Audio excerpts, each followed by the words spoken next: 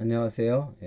오늘은 제5과 출애굽과 광야 시대 부르심과 소명에 대해서 우리 같이 은혜를 나눠보겠습니다. 먼저 그 박스 안에 있는 말씀 출애굽기 3장 7절부터 8절을 우리 한번 같이 읽어볼까요? 여호와께서 이르시되 내가 애굽에 있는 내 백성의 고통을 분명히 보고 그들이 그들의 감독자로 말미암아 부르짖음을 듣고 그 근심을 알고 내가 내려가서 그들을 애굽의 내 손에서 건져내고 그들을 그 땅에서 인도하여 아름답고 광대한 땅 적과 뿔이 흐르는 땅 곧 가나안 족속 헷 족속 아모리 족속 브리스 족속 히위 족속 여부스 족속의 지방에 데려가려 하노라.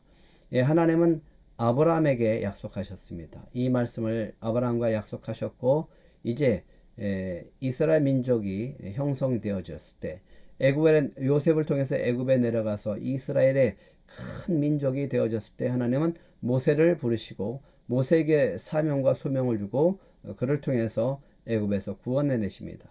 그리고 광야에서 훈련시키고 이제 하나님의 백성으로 하나님께서 아브라함에게 약속한 가나안 땅에 들어가서 정착해서 살아갈 수 있도록 그렇게 그들을 인도해 가는 것을 보게 되어집니다. 그래서 우리가 지난 시간 4명의 족장이 있다라고 말씀을 드렸죠. 첫 번째 아브라함이죠. 아브라함은 하나님께서 믿음으로 선택받고 하나님께 믿음으로 선택받고 언약의 시초가 된 믿음의 조상이다라고 말씀을 드렸습니다. 그래서 창세기 12장부터 23장까지 나와 있습니다. 두 번째 이삭은 순종의 사람이다라고 말씀을 드렸습니다.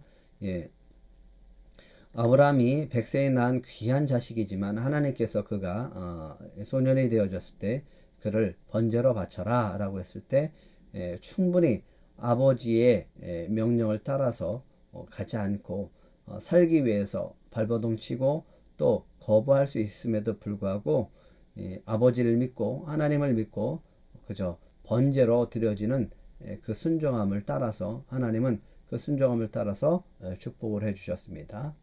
야곱은 실질적으로 아브라함의 그 언약이 이루어지는 사람이었죠.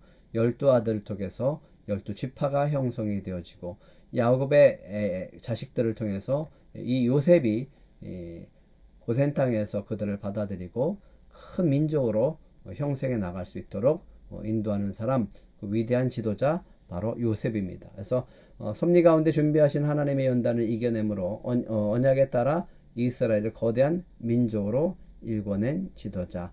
그래서 하나님께서는 아브라함과 이삭과 야곱과 요셉을 통해서 하나님이 이루고자 하는 큰 뜻을 이루어가는데 그것이 바로 이스라엘이라고 하는 큰 민족을 형성해 나가게 하시고 이제 그들을 애굽에서 구원해서 하나님의 백성으로 그를 거룩한 제사장의 나라로 하나님의 소유된 백성으로 그렇게 세워가게 되어집니다.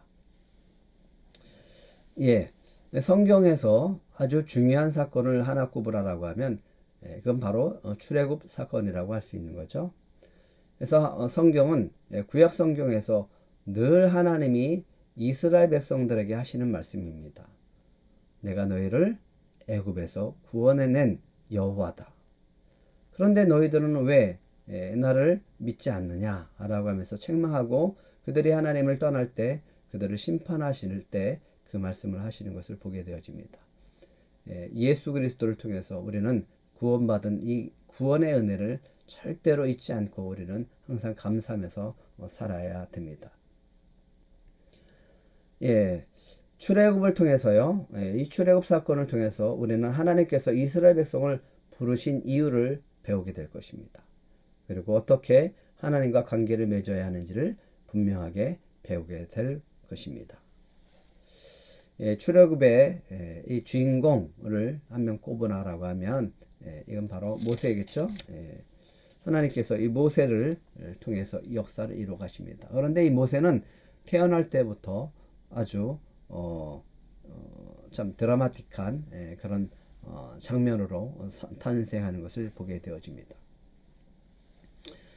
여기에 보면요, 모세의 영웅적인 성격은 그의 출생 이야기 속에 이미 그려져 있습니다. 한 히브리 어머니 요게벳의 지혜와 용기를 역사의 진로에 크나큰 영향을 끼쳤지만 그의 신분은 확실하게 밝혀지어 있지 않습니다.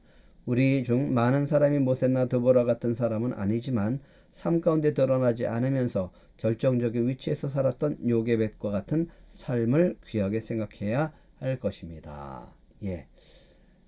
모세의 어머니 참 믿음의 사람이었죠.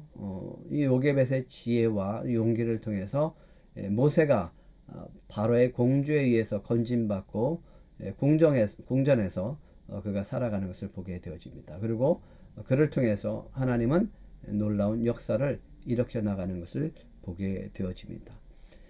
예, 이스라엘 백성이 점점 숫자가 많아지니까 바로가 인구 억제 정책을 펼치면서 산모에게 남자가 태어나면 죽여라, 남자아이가 태어나면 죽여라 라고 했지만 죽일 수 없었습니다.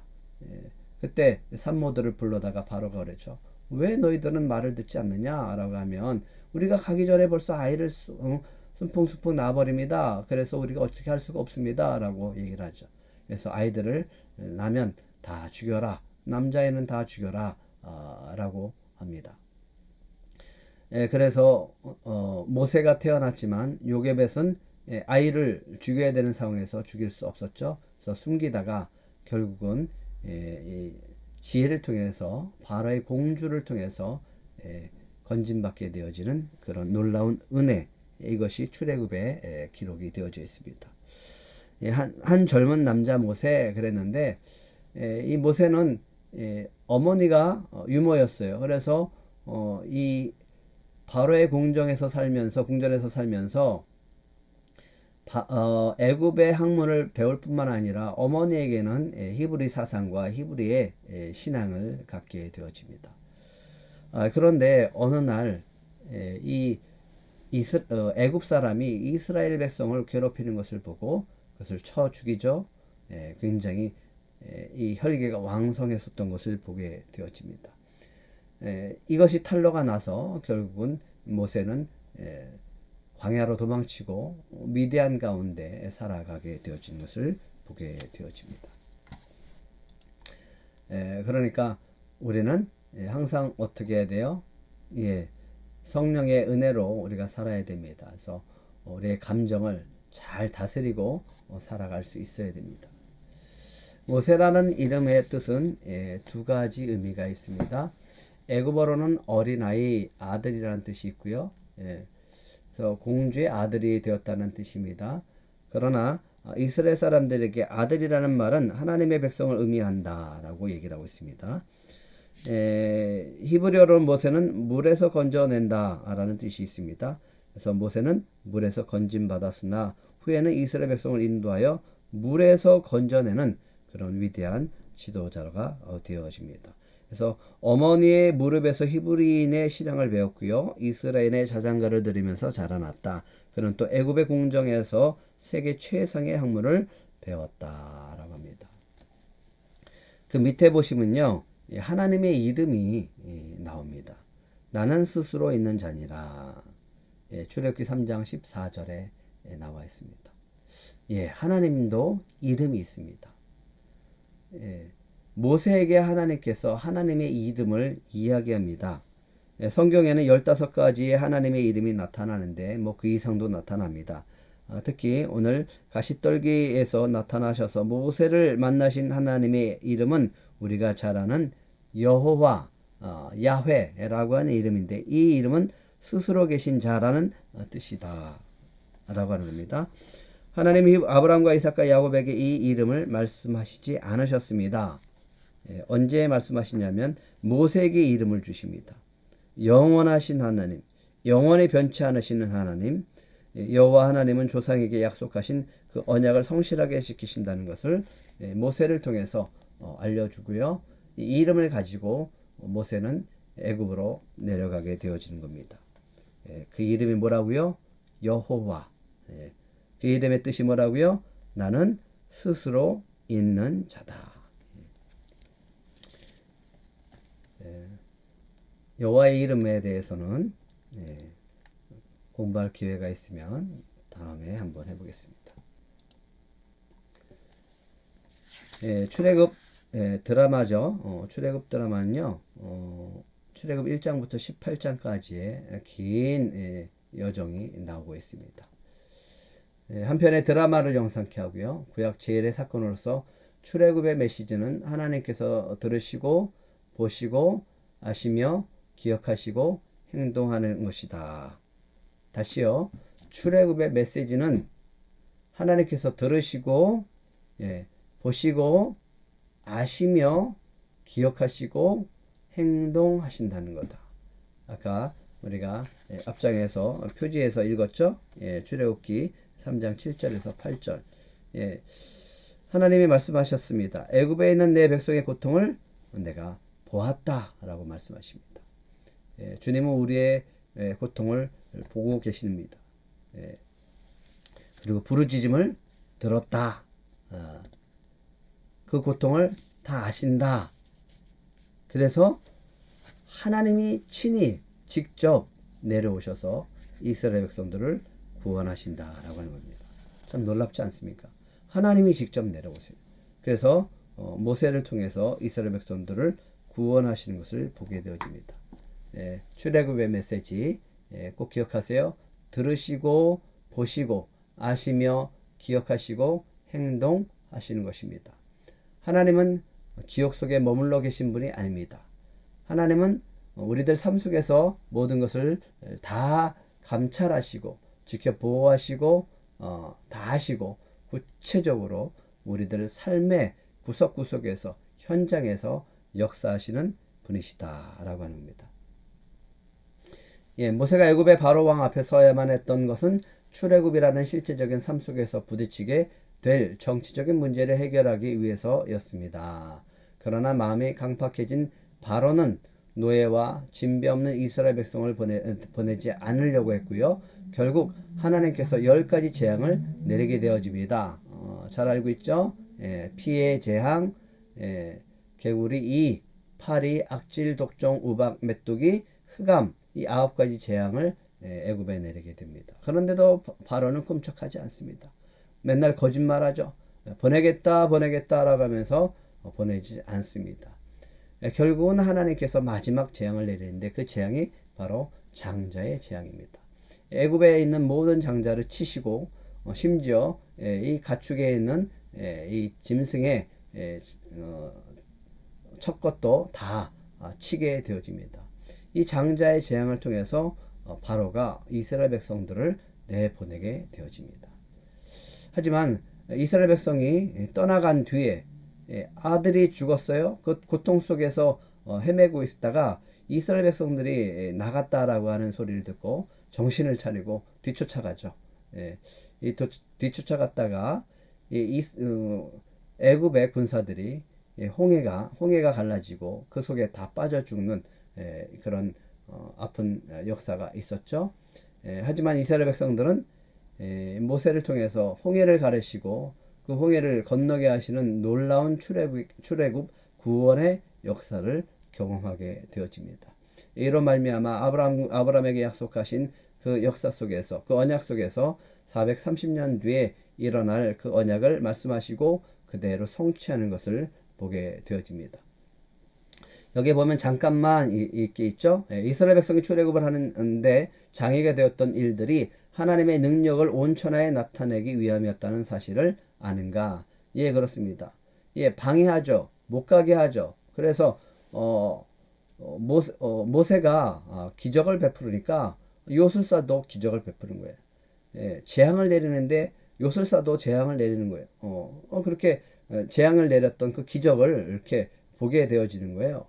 그러다가 이제 주술사도 신하들도 다 항복하게 되어집니다. 특별히 하나님께서 그렇게 재앙을 내리는 것은 애굽의 신들에 대한 재앙입니다. 그들이 믿고 있었던 그 우상들을 심판하는 그런 재앙이었다라고 하는 거죠. 우상에 대한 하나님의 심판은 애굽 신들과 전쟁이라고 볼 수 있다. 특별히 9번째 암흑 재앙은요, 애굽의 주된 신, 주신이죠. 태양신의 라라고가 있습니다. 라. 그래서 바로는 태양의 아들이었습니다. 아니 태양신이었어요. 그렇게 자신을 신적으로 그렇게 높이는 그런 사람들이었죠. 그리고 재앙을 보이신 이유는 애국과의 확실한 결별을 위해서, 구별을 확실히 보이기 위해서, 이스라엘로 하여금 순종하기 위해서 그렇게 하셨다라고 하는 겁니다. 그래서 10가지 재앙을 통해서 이스라엘 백성들은 출애굽을 하게 되어집니다. 그래서 하나님께서 이스라엘 백성들을 장자의 재앙을 내리실 때 너희들은 문설주와 임방에 어린 양의 피를 발라라 라고 해서 그 재앙이 그 피를 보면 넘어갈 것이다 라고 하고, 그 유월절을 이제 대대로 지켜라 라고 하는 명령을 주셨죠. 그래서 유월절을 지키게 되어집니다. 넘어 지나가는 것, 이것이 출애굽기 12장 13장에 나오게 되어집니다. 그래서 이스라엘 백성들이요, 그 홍해를 건너고 광야로 나오게 되어집니다. 이 여정이 출애굽 과정 속에 계속 나타나고요. 출애굽기 19장에서는 시내산으로 와서 하나님과 이스라엘 백성 사이에 언약을 맺는 장면이 계속 나오게 되어집니다. 19장, 그 다음에 24장은 이 언약을 맺는 장면이 나오게 되어집니다. 여러분들이 하나님의 백성으로 거듭나는 이 장면을 출애굽기 19장에서 40장, 레위기 1장에서 27장, 민수기 1장에서 9장까지의 그 모습들을 보게 되어질 겁니다. 여기까지의 그 위치가 어디냐? 바로 시내산 밑에, 시내광야에 있는 시내산 밑에 있는 곳이었습니다. 시내산 언약이죠. 예, 하나님께서 이스라엘 백성들을 시내산으로 부르시고 그들과 언약을 맺으면서 하는 것이 있습니다. 너희는 나의 백성이다. 나의 소유된 백성이다. 너희는 제사장 나라가 될 것이고 거룩한 백성이 된다. 그러면서 그들이 해야 될 것이 있습니다. 하나님 중심으로 살아야 되고 하나님께 예배드리는 백성입니다. 예배의 삶을 살아가야 된다라고 하는 거죠. 그리고 그들에게 주시는 것이 있었습니다. 그게 바로 하나님의 말씀, 율법을 주십니다. 예배의 삶을 사는 거죠. 그래서 그들에게 십계명을 주시죠. 언약을 하십니다. 안식일에 관한 율법, 그리고 특별하게 주시는 것, 성막에 대한 제작법을 알려주십니다. 그리고 성막을 짓게 하시고요. 그 중간에 출애굽기 32장에서 언약이 파괴되어진데도 불구하고 모세의 기도를 통해서 다시 언약이 갱신되어지고요. 그들에게 또다시 그 율법을 통해서 지키라라고 하고 성막을 완성시켜 나가는 것을 보게 되어집니다. 출애굽기 35장 4절부터 40장 38절까지 계속 나오는 것이 뭐냐면 성막입니다. 이 성막을 짓게 하시는 이유, 하나님께서 말씀하십니다. 이제 내가 너희들과 그곳에서 만나고 그곳에서 말하리라 라고 합니다. 그래서 그들의 예배를 받으시고 그들과 함께 살아가면서 그들이 혹시라도 범죄했을 때 그들을 용서하고 회복시켜 줄 수 있는 그런 장소로 하나님께서 섬기게 하십니다. 그래서 이스라엘 백성들은 예배하는 공동체라고 하는 거죠. 예배하는 공동체로서 살아가게 되어집니다. 성막에 대한 부분들을 여러분들이 보게 될 것입니다. 성막은요, 이렇게 간단하게 설명하면요, 동쪽에 문이 있습니다. 문은 하나밖에 없습니다. 그 문의 상징은 오직 예수 그리스도를 통해서만 하나님께 나아갈 수 있다라고 하는 상징성을 갖고 있습니다.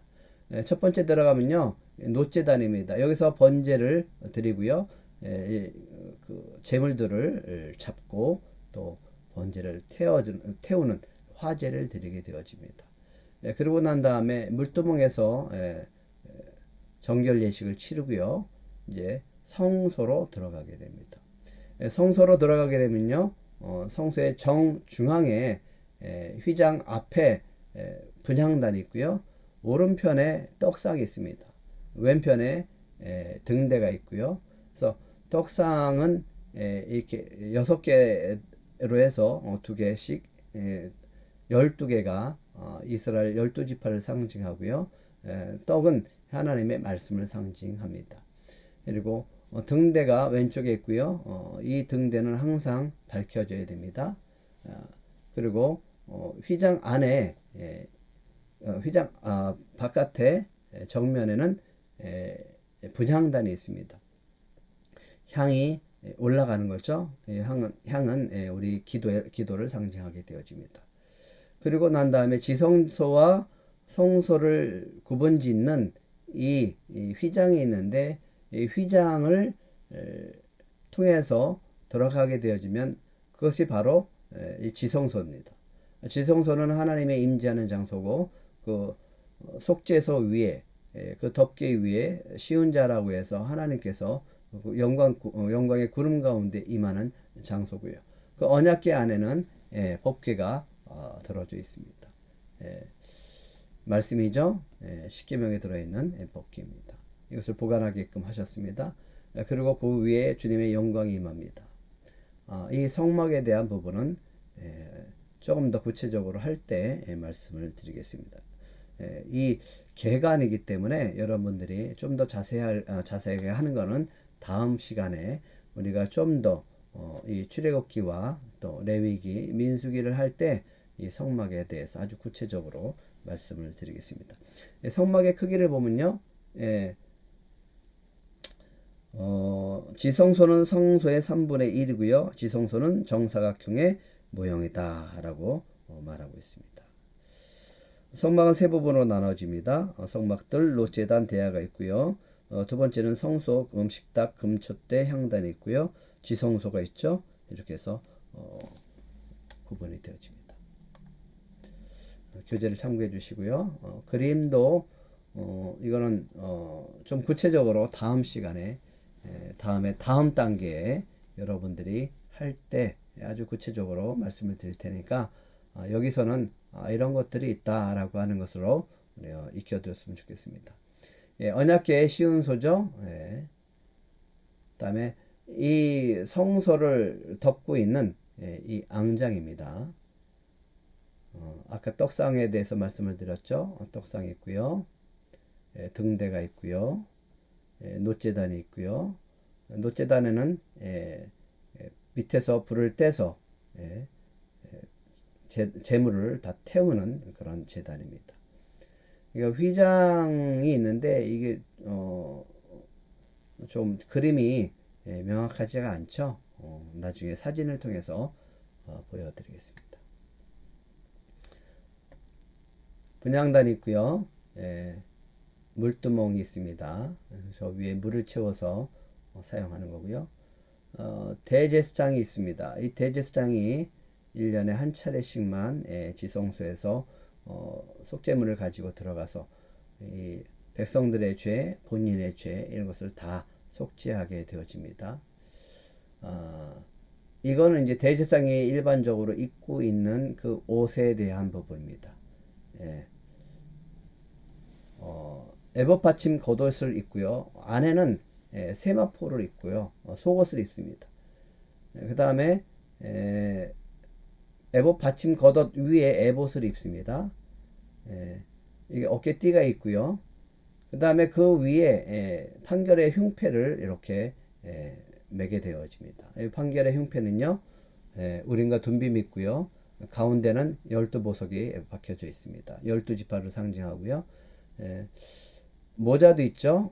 정금패가 달린 관을 쓰게 되어집니다. 이것이 입고 있으면 대제사장이구나 라고 하는 것을 알 수 있겠죠.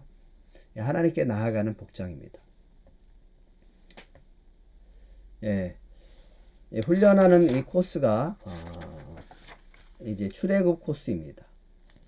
크게 두 가지로 나눌 수 있습니다. 저 시나이 반도까지 내려와서 시내산이죠. 시내산에 머물고 거기서 그 백성들에게 언약을 하고요. 말씀을 주시고 거기서 출발하게 되어집니다. 하지만 가데스 바네아에서 올라갔다가 가나안 정탐꾼을 보냈죠. 가나안 정탐꾼의 소식을 듣고 그들이 하나님께 원망함으로 하나님께서 출애굽 1세대들은 광야 40년 동안 다 죽임을 당하리라 라는 말씀을 가지고 그때부터 그러니까 약 38년 동안 총 40년 동안 이스라엘 백성들은 광야 생활하면서 1세대들이 다 죽고 여호수아와 갈렙만이 가나안 땅에 들어가는 그런 슬픈 역사가 있습니다. 그 지도가 여기 나와 있습니다. 언약과 현실 사이에 민수기 10장에서 14장에 있는 부분입니다. 이 가데스 바네아 사건은 이스라엘 백성들에게 아주 큰 사건이라고 할 수 있죠. 이것을 기점으로 해서 1세대는 죽고 2세대가 신명기와 함께 여호수아와 함께 가나안 땅에 들어가는 그런 역사가 있었습니다.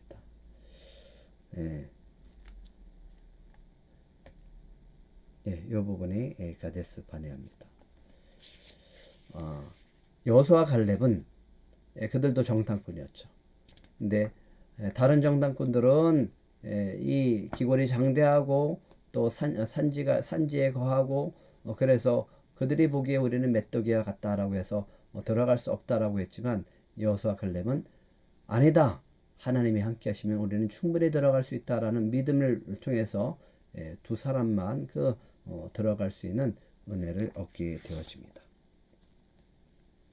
이제 준비하시는 하나님 율례와 법도를 배우게 하신다.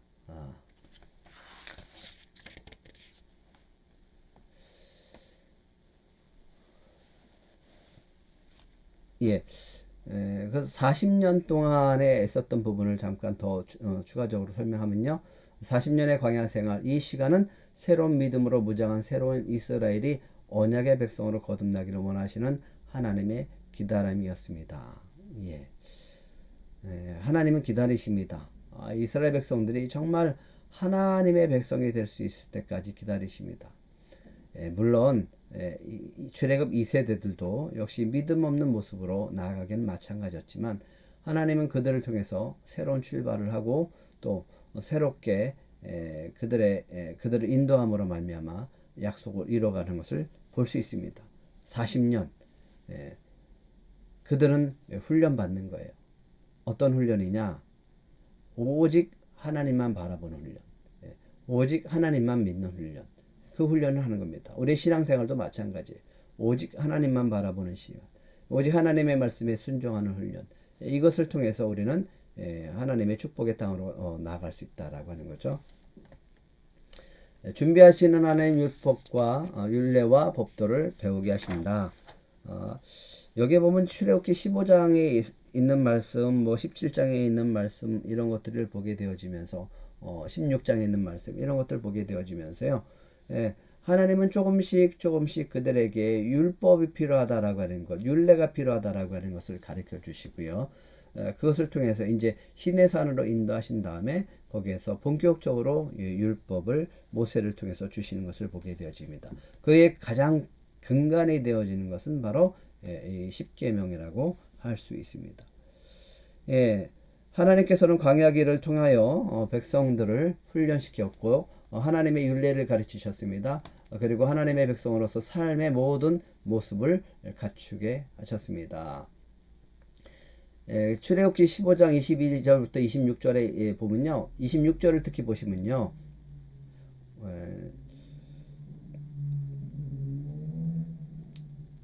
이런 말씀을 하십니다. 너희가 너희 하나님 나 여호와의 말을 들어 순종하고 내가 보기에 의를 행하며 내 계명에 귀를 기울이며 내 모든 규례를 지키면 내가 애굽 사람에게 내린 모든 질병 중 하나도 너에게 내리지 아니하리니 나는 너희를 치료하는 여호와임이니라. 이 시대에 굉장히 귀한 말씀이라고 생각합니다. 이는 이스라엘 백성들이 처음으로 하나님을 원망하는 내용이 나옵니다. 그때 주시는 말씀이십니다. 물이 없어서 불평하고 먹을 것이 없어서 불평하고 길 때문에 불평하고 이런 여러 가지 불평 속에 있지만 하나님은 끊임없이 그들에게 말씀을 통해서 인도하게 하십니다. 하나님이 원하시는 것 믿고 따라오라고 하는 거예요. 하나님이 원하시는 것 내 말에 순종하라고 하는 거예요. 하나님이 원하시는 것 나를 믿고 오라고 하는 거예요. 그러면 그것을 통해서 하나님의 축복의 땅으로 너희를 인도하고 그 땅에 들어가게 하시고 그 땅에서 축복의 삶을 살게 하시겠다라고 하시는 겁니다. 그런데 여기서 뭐라고 하십니까? 나는 너희를 치료하는 여호와다. 여호와 라파의 하나님이죠. 아까는 하나님의 이름이 아까 뭐였죠? 여호와, 야훼, 스스로 계신 분입니다. 여기서는 여호와 라파, 너희를 치료하는 여호와이다. 예. 또 출애굽기 17장에서는요. 승리케 하시는 하나님 여호와 니시의 하나님. 예. 또 창세기 22장의 하나님은요. 하나님의 이름은 준비하시는 하나님 여호와 이레의 하나님. 이런 것들이 나와 있죠. 그들을 홍해를 건너 대륙으로 이동하게 하셨고요. 마실 물이 전혀 없었습니다. 이스라엘 백성들은 시나이 반도의 더운 모래로 인해서 지쳐 있었고요. 매우 목말랐었죠. 그래서 물을 마셨어요. 근데 물이 쓴물이에요. 그래서 마라의 신물이었죠. 그때 하나님께서 모세에게 얘기합니다. 거기에 있는 나무를 물에 던져라 라고 해서 물에 던졌더니 마실 수 있게 되어졌다 라고 하는 거죠. 25절에 보면 모세가 여호와께 부르짖었더니 여호와께서 그에게 한 나무를 가리키시니 그가 물에 던지니 물이 달게 되어졌더라. 모세는 여호와께 부르짖었습니다. 그리고 그가 부르짖었을 때 하나님께서 그에게 한 나무를 보여주셨습니다. 그 길을 열어주시는 겁니다. 우리가 해야 될 것, 주님 앞에 부르짖는 거죠.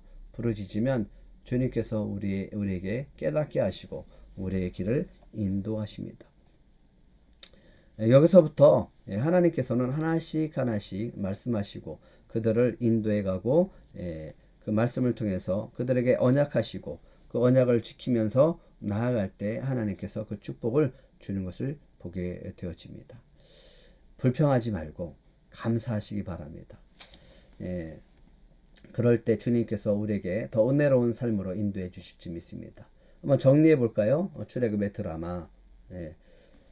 출애굽 메시지는 하나님께서 아까 뭐라 그랬죠? 들으시고 보이고 아시고 기억하시고 행동하신다는 것이다. 하나님은 기억 속에 머물러 계신 분이 아니라 우리의 삶 속에서 모든 것을 감찰하시고 아주 구체적이시고 우리들 삶 속에서 또 삶 가운데 역사하시는 분이시다. 두 번째, 하나님의 백성으로 거듭나는 거요. 이스라엘 백성들로 하여금 하나님의 백성이 되도록 훈련시켰습니다. 이 훈련이라고 하는 것 다른 거 아닙니다. 믿음의 훈련, 순종의 훈련입니다. 같은 말이죠. 믿음으로 순종하는 거죠. 이 훈련하는 겁니다.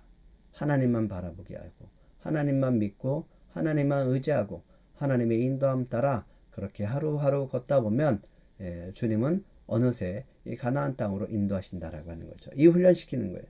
그래야 가나안 땅에서 그들이 온전하게 하나님을 믿고 살아갈 수 있기 때문에 그렇다는 거죠. 이들의 삶이 정화되고 오직 하나님만을 의지하는 백성이 되도록 함으로써 하나님은 이제 이들로부터 예배를 받으시는 하나님이 되시기를 작정하셨습니다. 이제 430년 동안의 애굽 생활했던 모든 것을 다 버리게 하고 옛 것은 버리게 하고 하나님의 것으로 새 옷을 입고 새 비전을 가지고 달려가게 하시는 거죠. 그것이 바로 하나님의 백성으로 거듭나는 장면입니다. 기회가 되시면 출애굽기 24장을 꼭 읽어보시기 바랍니다. 그리고요, 언약과 현실 사이 12명의 정탐꾼 가운데 여호수아 갈렙만이 들어가고요. 나머지 10사람은 심판을 받게 되어집니다. 하나님의 언약을 무시하고 눈에 보이는 현실을 따라 행동한 이스라엘은 하나님의 백성이 될 수 없었습니다. 그래서 40년 동안 하나님을 기다리세요. 그 믿음 없는 자들이 죽음 광야 가운데 다 죽기를 기다리시고 새롭게 20세 이하에 있는 자녀들을 통해서 새로운 시대를 열어가시는 것을 보게 되어집니다. 새로운 믿음, 새로운 이스라엘. 그래서 40년의 광야 생활은 애굽에서의 생활을 잊지 못하게 했고 언약보다는 현실의 상황에서 이끌렸던 불신의 세대가 물러가고 새로운 세대, 새로운 이스라엘이 탄생하는 시간이었습니다. 또한 새로운 믿음으로 무장한 새로운 이스라엘이 언약의 백성으로 거듭나기를 원하신 하나님의 기다림이었습니다. 우리가 예수를 믿으면 우리는 어떤 사람이 된다 그랬죠? 고린도전서 5장에 이야기하죠. 우리는 새로운 피조물이다라고 바울은 얘기합니다. 여러분은 새로운 피조물입니다. 이전 것은 지나갔습니다. 보라 새 것이 되어졌습니다. 이 과정 속에 우리가 해야 될 것, 훈련되어질 것 한 가지입니다. 순종의 훈련입니다. 하나님의 말씀을 가지고 날마다 순종하는 삶, 이것이 축복의 삶이고 하나님이 우리들에게 원하시는 삶입니다. 그래서 하나님이 원하시는 것, 이스라엘 민족을 통해서 그 민족이 제사장 나라가 되고 거룩한 백성이 되어져서 이스라엘 민족을 통해서 전 세계를 다 하나님의 백성, 하나님의 민족으로 삼고자 하는 하나님의 계획이 있는 겁니다. 저와 여러분을 통해서 이 비전을 이뤄 가실 줄 믿습니다. 감사합니다.